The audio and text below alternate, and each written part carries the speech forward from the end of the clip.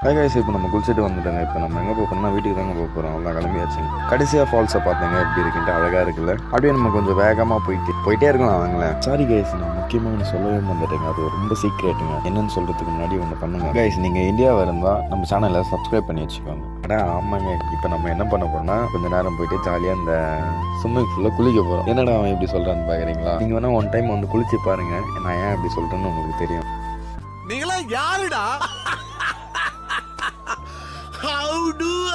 Guys, தண்ணிக்குள்ள sound எப்படி இருக்குன்னு கேளுங்க.